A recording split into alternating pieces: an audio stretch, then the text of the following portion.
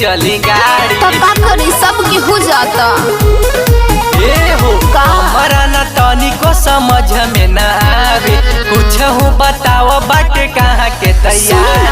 अतने तमन्नावा के सारा धपुराई देता हो ए राजा हो, ओ बरा के मेलावा घुमाई देता हो ए राजा हो, ओ बरा के मेलावा घुमाई देता हो ए राजा हो, ओ बरा के मेलावा घुमाई देता हो।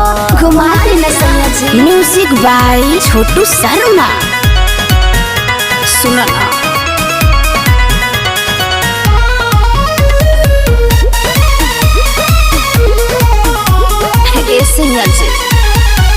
अम्बा में सातो बहनी और रफीगंज में चुनरी चढ़ाई बजा के गजना माही के धाम में। अरे कम से कम गाड़ी बुक करवा अम्बा में सातो बहनी और रफीगंज में चुनरी चढ़ाई बजा के गजना माही के धाम में। पहले काहे बतैलू ना पूरा पूरा तू बतिया। आज प्लानिंग बा नबीनगर के जाता रे पूरा संगतिया। नहीं हंस गई नहीं मई हर घुमाई देता हो ए राजा हो, बाहरुन के मेलावा घुमाई देता हो ए राजा हो, बाहरुन के मेलावा घुमाई देता हो। लिया चली न सैया जी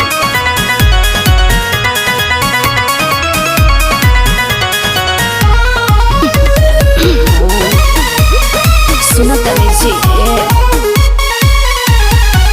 देखत रहनी सपनमा में अक्सर मैया आवतारी घरे घरे सबका।